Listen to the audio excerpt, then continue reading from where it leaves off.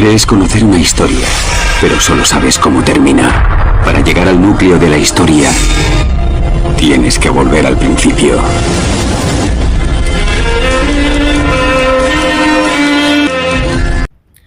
Hola, buenas noches y bienvenidos a otro nuevo vídeo de quién es el Dios del apóstol Pablo, y en esta ocasión pues tocaremos la carta que el apóstol Pablo envía a los cristianos hebreos de Judea alrededor del año 61. Bueno, pues habían transcurrido unos 28 años desde la muerte y resurrección de nuestro Señor Jesucristo, y bueno, pues vemos que los líderes religiosos estaban persiguiendo a estos nuevos judíos conversos que ahora eran cristianos judíos, y desde luego pues bueno, el apóstol Pablo les manda una carta para contestar a todas las objeciones que planteaban los judíos, y es una carta excelente para llegar a entender el propósito, quién es Jesús y el propósito que tiene en el propósito de Dios. Bueno, vamos a empezar analizando la carta. En el capítulo 1 dice: Dios, que hace mucho habló en muchas ocasiones y de muchas maneras a nuestros antepasados por medio de los profetas, al fin de estos días nos ha hablado por medio de un hijo, a quien nombró heredero de todas las cosas y mediante el cual hizo los sistemas de cosas. Bueno, Pablo escribe a los cristianos hebreos de Judea y les dice que Jesucristo, ¿quién es? Es el heredero de Dios, por lo tanto no es Dios. Dios no puede heredar lo que él mismo ha creado, y luego dice que él es el que por medio de Jesucristo creó todas las cosas, y es algo que ya hemos visto que dijo en la carta a los Colosenses, en 1 Corintios 8:6, se nos dice: un solo Dios de donde procede todo y un solo Señor, que es el medio de todas las cosas como agente principal, y eso es lo que está transmitiendo a los cristianos judíos. Luego dice: él es el reflejo de su gloria y la representación exacta de su mismo ser, y sostiene todas las cosas por la palabra de su poder, y después de haber hecho una purificación por nuestros pecados, se sentó a la diestra de la majestad en los lugares encumbrados. Bueno, lo cierto es que cuando vamos a versiones trinitarias, por ejemplo la Reina Valera del 60, que intentan mostrarnos un Dios fuera de Dios el Padre, pues dice: el cual siendo el resplandor de su gloria y la imagen misma de su sustancia. Bueno, sin embargo, la palabra sustancia vemos que no viene, simplemente es un añadido de la Reina Valera, como tiene muchos. Y bueno, si empezamos a analizar, Pablo estaba diciendo que Dios habló mediante su Hijo. Dios nos habló mediante su Hijo. Y luego dice que es el carácter, o sea, la copia o reproducción exacta del ser de Dios. Y desde luego una copia no es el original, aunque reproduzca fielmente al original. Y desde luego lo fue cuando estuvo en la tierra como un hombre perfecto, reflejó las cualidades y la personalidad de su Padre al mayor grado posible dentro de las limitaciones humanas. Por lo tanto, pudo decir, ¿no?, lo que dijo en ese texto tan conocido por todos, que el que me ha visto a mí, ha visto al Padre. No porque él fuera el Padre, sino porque viendo a Jesús podemos ver literalmente al Padre, pues Jesucristo refleja todas esas cualidades y su manera de pensar. Por lo tanto, como vimos la semana pasada, Dios le dio un puesto superior, reflejando aún más la gloria que tenía antes de ascender a los cielos, y ahora pues vemos que es la representación exacta de su mismo ser. Bueno, vamos a seguir analizando los siguientes versículos. Por ejemplo, dice el 4: de modo que ha llegado a ser mejor que los ángeles, al grado que ha heredado un nombre más admirable, diaforos, excelente, admirable, que el de ellos. Bueno, Pablo dice que ha llegado a ser superior a los ángeles, por lo tanto no puede ser el mismo Dios. Dios no puede llegar a ser superior a los ángeles. Bueno, alguno podría preguntarse si Jesucristo es el arcángel Miguel en jerarquía, ya desde luego es superior a los ángeles o tiene un puesto superior al de los ángeles. Se ganó un nombre más admirable por dar su vida que dio en rescate. Por lo tanto, adquirió un nombre más admirable, un nombre de autoridad y respeto que está por encima del de los ángeles. Desde luego, cuando hay personas que hacen algo, pueden ganarse un nombre admirable ante la sociedad. Bueno, Jesucristo, por lo que hizo, se ganó un nombre más admirable que el del grupo de los ángeles. Sin embargo, no un nombre más admirable que del propio Dios. No tendría ni pies ni cabeza. Bueno, dice el 5, por ejemplo: ¿a cuál de los ángeles dijo él alguna vez: tú eres mi hijo, hoy yo he llegado a ser tu padre, y otra vez yo mismo llegaré a ser tu padre, y él mismo llegará a ser mi hijo? Bueno, esta pregunta desde luego carecería totalmente de sentido si Jesucristo no estuviera dentro del grupo de los ángeles. ¿A cuál de los ángeles dije alguna vez? ¿La respuesta es a ninguno? No, la respuesta tiene que ser evidentemente del que se está hablando, a Jesús. Dice, pero cuando introduce de nuevo a su primogénito en la tierra habitada, dice, y que todos los ángeles de Dios le rindan homenaje. Bueno, aquí vemos pues bueno, vierten la palabra proscuneo, pasando por alto, y ahora lo vamos a ver, que hay una regla firmemente establecida por nuestro Señor Jesucristo. Sin embargo, cuando empezamos a analizar la propia carta, ¿qué está diciendo en el versículo 4? Que llegó a ser mejor que los ángeles. Por ejemplo, haciendo un análisis rápido, en el capítulo 3, versículos 1 y 2, se nos dice que Jesús, como sumo sacerdote, fue fiel a como tal. En Hebreos 5, 7 y 8 se habla de Cristo como ofreciendo ruegos y peticiones a quién, evidentemente a Dios. En Hebreos 8.1 o en el 10.12 y en el 12.2 se repite que como sumo sacerdote se sentó a la diestra del trono de Dios. Y en Hebreos 9.14, por ejemplo, se nos cuenta que Cristo se ofreció a sí mismo sin tacha a Dios para que podamos adorar al Dios vivo, ¿no? En el 9.15 o en el 12.24, como iremos viendo, nos dice que Cristo es un mediador del nuevo pacto. Desde luego, un mediador no puede formar parte de la parte a quien está mediando, y tiene que estar en el centro, tiene que ser diferente a las dos partes que él media. En Hebreos 9.24, por ejemplo, dice que se presentó ante la persona de Dios cuando subió. Por lo tanto, es imposible que entendieran que Jesucristo es el propio Dios. Y bueno, pues la verdad es que todo el contexto de la carta de los Hebreos se nos muestra un Jesucristo subordinado a Dios. Dice que incluso haría ruegos y peticiones estando en el cielo al propio Jehová Dios.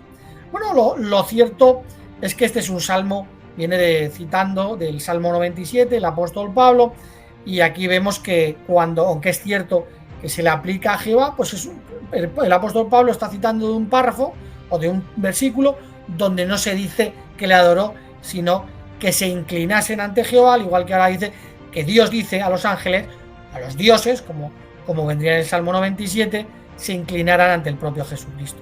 Bueno, por ejemplo, en Mateo 18:26 vemos cómo las versiones trinitarias no ponen a adorar con proscuneo, ni ninguna versión debería hacerlo, porque, por ejemplo, diciendo Jesucristo, contando la parábola de un rey, dice, entonces aquel siervo postrado, no adorando al rey, no, postrado ante el rey. Por lo tanto, la palabra proscuneo no se aplica en exclusividad a Dios para decir que se le adora, ¿no?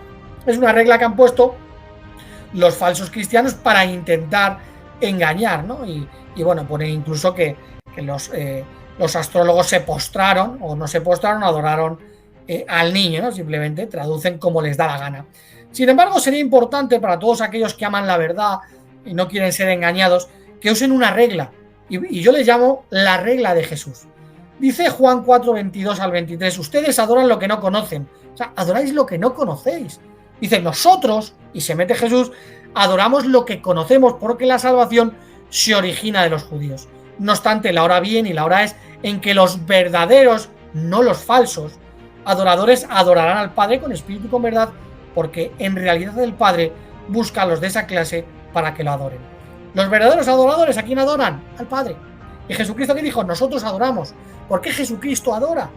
Lógicamente, que dice el apóstol Pablo en sus cartas, nuestro Dios, mi Dios y el Dios de nuestro Señor Jesucristo, haciendo referencia a Dios el Padre.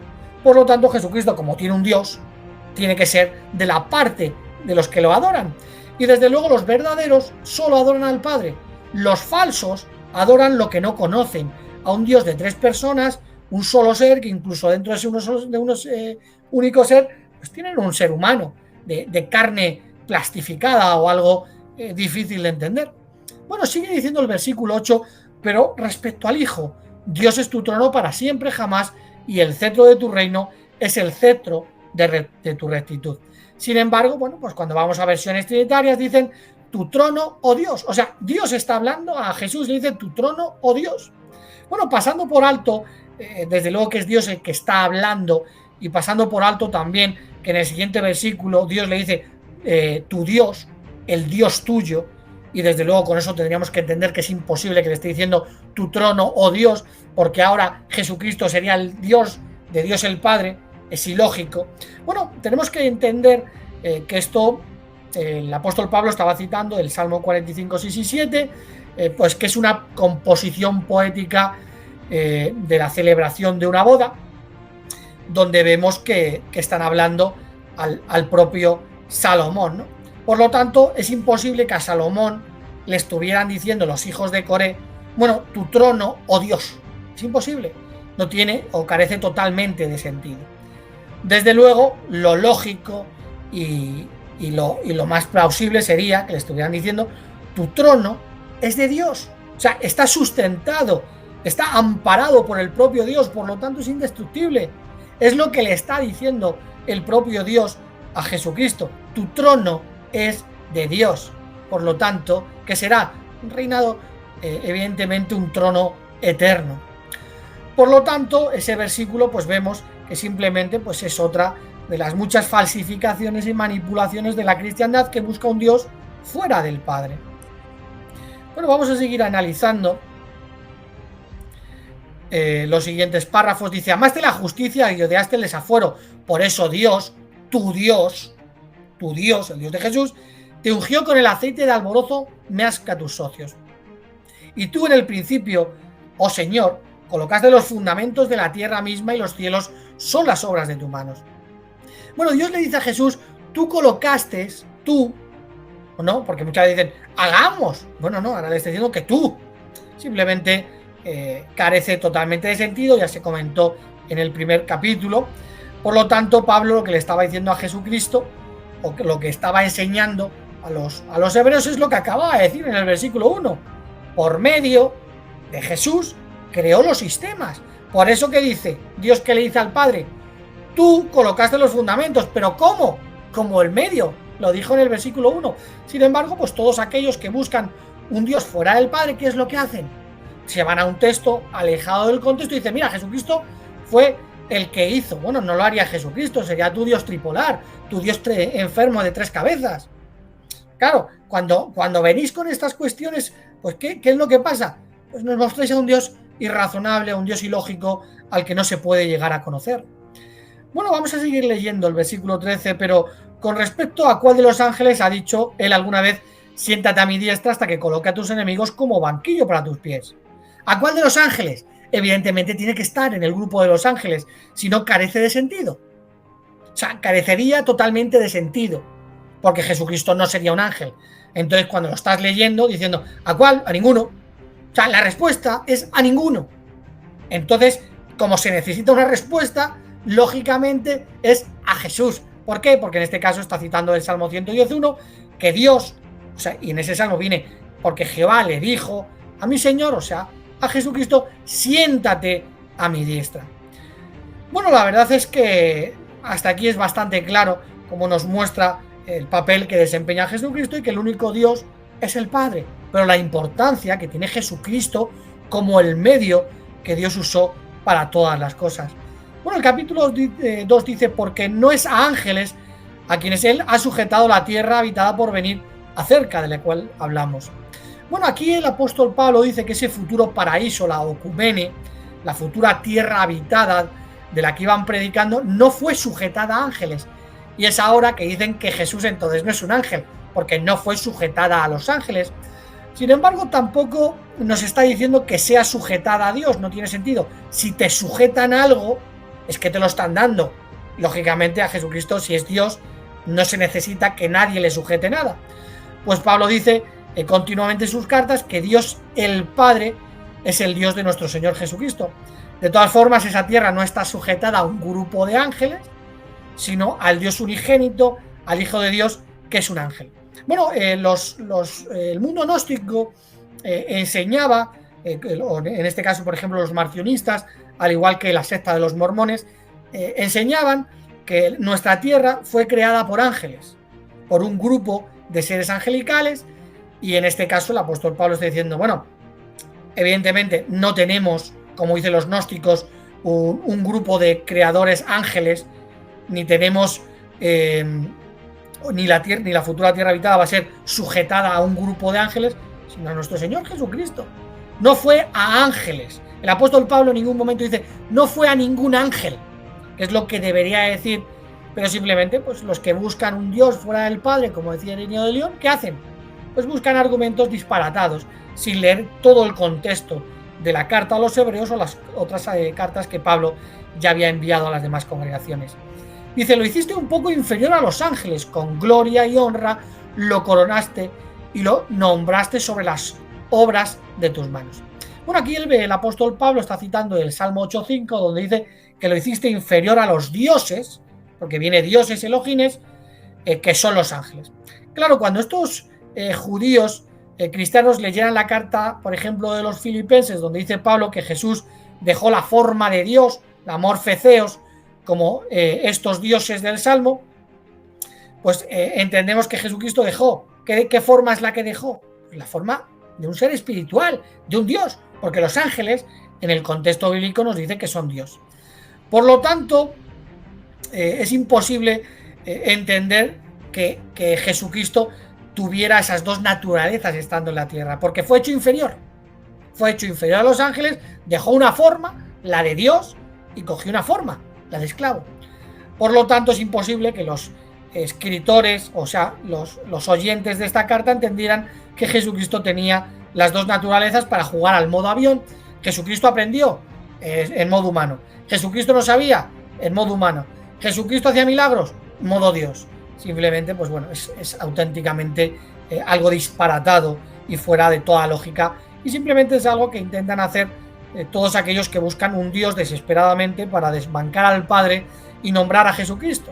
Y desde luego Jesucristo tiene un papel de suma importancia en la Biblia, en el propósito de Dios, pero tiene su puesto y su papel.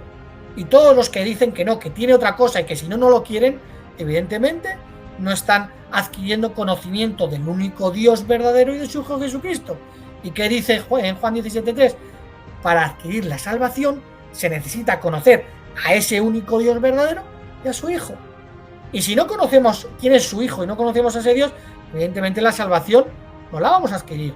Porque como dijo el propio Jesucristo, algunos adoran lo que no conocen, mientras otros adoramos lo que conocemos al Padre, porque es el Padre el único que busca adoradores. Bueno, dice, todas las cosas las sujetaste debajo de sus pies, porque al sujetar todas las cosas a Él, no dejó Dios nada que no esté sujeto a Él. Ahora, sin embargo, no vemos todavía todas las cosas sujetadas a Él, pero contemplamos a Jesús, que había sido hecho un poco inferior a los ángeles, coronado de gloria y honra por haber sufrido la muerte, para que por la bondad inmerecida de Dios gustase la muerte por todo hombre. Bueno, en su carta a los Corintios dijo que todas las cosas se sujetaron a Jesús, con la excepción de aquel que le sujetó todas las cosas, o sea, Dios. Y cuando dice que todavía no estaban todas las cosas sujetadas, evidentemente estaba haciendo referencia al Salmo 111, cuando dice, siéntate a mi diestra hasta que coloque a tus enemigos como banquillo para tus pies. Y desde luego, cuando los hebreos reciben esta carta, ya habrían leído desde hacía 5, 6 años, 7, la primera carta a los Corintios, y desde luego sigue siendo el mismo contexto bíblico. Bueno, luego dice el 10, porque le fue propio aquel por cuya causa todas las cosas son, y mediante el cual todas las cosas son, al llevar la gloria a muchos hijos, perfeccionar mediante sufrimientos a la gente principal. Bueno, luego dice el capítulo 3, por supuesto, toda casa es construida por alguien, pero el que ha construido todas las cosas es Dios. ¿Qué Dios? Pablo siempre dice que nuestro Dios es el Dios de nuestro Señor Jesucristo, o sea, el Padre. Ya lo dijo, por ejemplo, en Efesios 3.9, dice, y de hacer ver a los hombres cómo se administra el secreto sagrado, que desde el pasado indefinido ha estado escondido en Dios, que creó todas las cosas. ¿Y quién es ese Dios? Siempre hace referencia al Padre. Por ejemplo, cuando hace referencia al apóstol, el apóstol al Padre, dice que fue el Padre el que dijo, hágase la luz. Y ahora dice que ese fue el creador. Y el que está citando siempre es de Jehová. Por lo tanto, para el apóstol Pablo, Jehová en el Antiguo Testamento es Dios el Padre en el Nuevo Testamento. Es algo que cualquier persona sincera, cuando analiza estos versículos, pues se puede dar claramente cuenta de ello, si no quieres falsificar o engañarte a ti mismo, que tú personalmente puedes hacer lo que quieras. Los verdaderos al Padre, los falsos no sabéis lo que adoráis.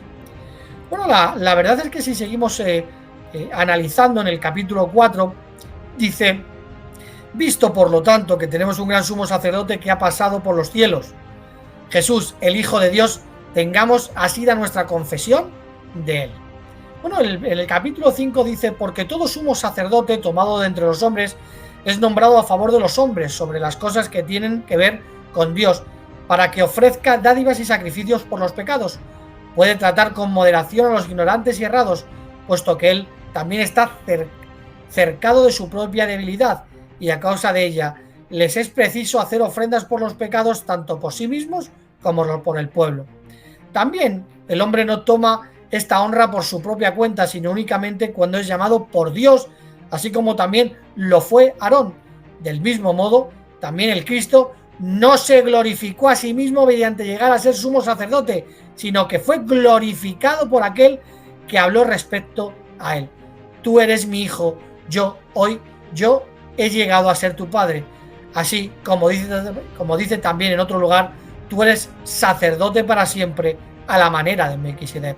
Por lo que Dios es el que glorifica a Jesús. Jesús no se glorificó, y el apóstol Pablo recalca en el versículo 7: en los días de su carne, pasado, en los días de su carne, evidentemente ya no es carne, Cristo ofreció ruegos y también petición a aquel que podía salvarlo de la muerte, con fuertes clamores y lágrimas, y fue oído favorablemente por su temor piadoso. O sea, ¿quién lo podía salvar? Dios el Padre. Aunque era hijo, aprendió la obediencia por las cosas que sufrió, y después de haber sido perfeccionado vino a ser responsable de la salvación eterna para todos los que le obedecen, porque ha sido llamado específicamente por Dios sumo sacerdote a la manera de Melquisedec. Bueno, Jesús aquí muestra temor de Dios y dice que cuando estaba en la carne, fue resucitado en el espíritu, dice que rogaba a Dios, que era el único que podía salvarlo de la muerte. Jesús fue llamado por Dios para ser sumo sacerdote. Fue llamado por Dios. Evidentemente, ¿quién es el Dios? El Dios, evidentemente, siempre hace referencia al Padre. Vemos que Dios para Pablo solo es el Padre. Por muchas vueltas que le den, solo es el Padre. Tenemos un solo Dios, el Padre. Bueno, el versículo 8 dice: ahora bien, en el capítulo 8 dice: ahora bien, en cuanto a las cosas que consideran, este es el punto principal, tenemos tal sumo sacerdote, y él se ha sentado a la diestra del trono de la majestad en los cielos, siervo público del lugar santo y de la tienda verdadera que Jehová ha levantado y no del hombre. Bueno, Pablo dice que Jesús se sentó a la diestra del trono de la majestad. Pablo ve lo que está viendo es a Dios como la majestad, o sea, al Padre. Y dice que Jesús se senta, ¿a dónde? A la derecha, a la diestra del trono de Dios, de la máxima autoridad, que es Dios el Padre.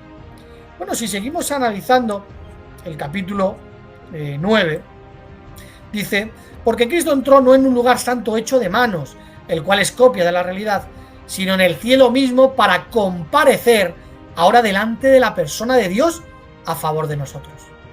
Bueno, Jesús se presentó ante la persona de Dios, por lo que Jesús no forma parte de Dios. Pues se presentó ante Dios y se sentó a su derecha, o sea, a la derecha de la majestad, esperando a que Dios coloque todas las cosas bajo sus pies. Ese es el contexto bíblico. Esto es lo que están aprendiendo los hebreos. Y estos, que ya habían leído las cartas a los Corintios años antes, vieron que Jesús le entregaría el reino a su Dios y se sujetaría a él de manera ontológica, o sea, para siempre. Se sujetará a su Dios y Padre. Eso es lo que están aprendiendo. Dios se presentó ante la persona, ante la presencia, ante la cara de Dios, que se presentó con un cuerpo humano y ya se metió dentro de ese único ser espiritual, un ser humano glorificado, prensado al vacío, presentándose ante Dios el Padre, o ante dos personas, porque no sabemos quién es ese Dios. Desde luego el Trino no, es Dios el Padre. Bueno, en Hebreos 10 dice: pero este hombre ofreció un solo sacrificio por los pecados perpetuamente y se sentó a la diestra de Dios. Es que no lo para de decir en todas sus cartas, esperando desde entonces hasta que se coloque a sus enemigos como banquillo para sus pies. Pablo sigue diciendo que Jesús se presentó ante Dios, se sentó y sigue esperando a que Dios, al que llama mi Dios, nuestro Dios y Dios de Jesús, coloque a sus enemigos como banquillos para sus pies. Desde luego es ilógico que un Dios trino que trabaja en los tres juntos, tenga ahora funciones totalmente diferentes. Por eso hablan de una Trinidad funcional, no, es funciones. Ya, pero es que la Trinidad funcional acaba con la ontológica, ¿sabes? Y se sujetará, por lo tanto, evidentemente no es funcional, sino ontológico, y Jesucristo, como nos muestra la Biblia, está subordinado a su Dios y Padre. Hebreos 12, 23.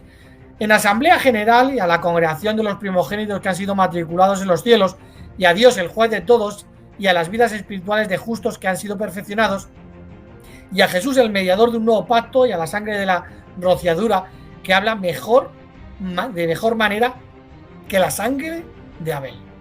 Incluso la sangre de Abel, que clamaba, vemos que la sangre de Jesucristo clamaba mucho mejor que la sangre de Abel.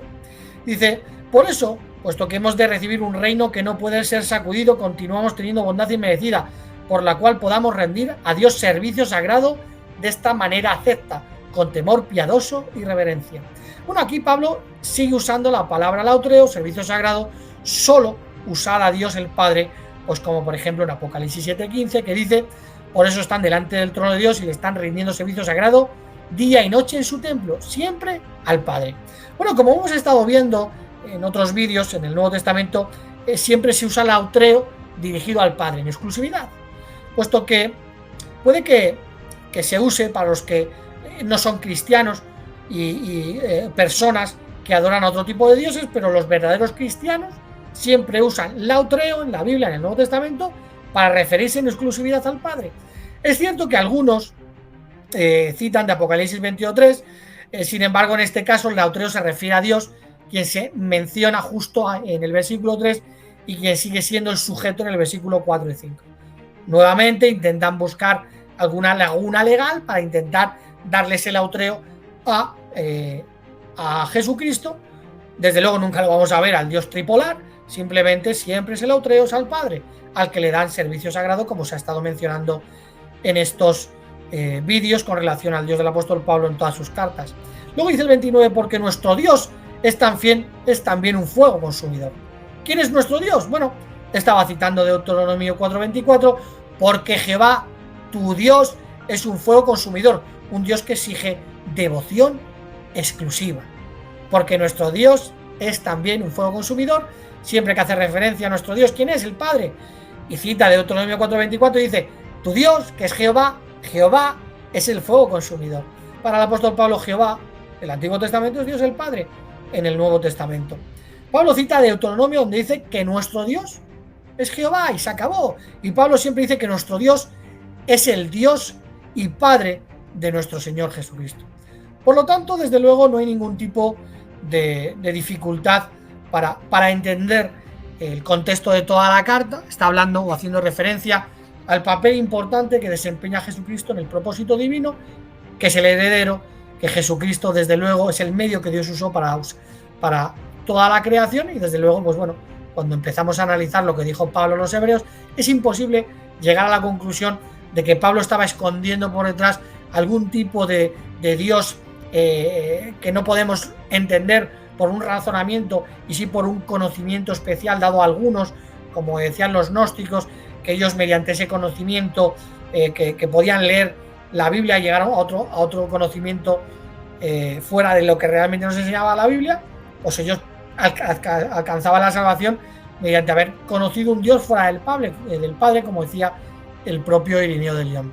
Bueno, pues nada, hasta aquí el vídeo de esta semana. Acabaremos la semana que viene con las cartas a Timoteo y a Tito, y bueno, pues a continuación se tocará la carta o el libro a los Hechos de los Apóstoles, y luego las cartas de Pedro, la carta de Santiago y la carta de Judas, y luego pues bueno, entraremos a quién era el Dios del apóstol Juan, con el libro de Juan, Apocalipsis y sus 3 cartas. Bueno, pues que tengáis un excelente día.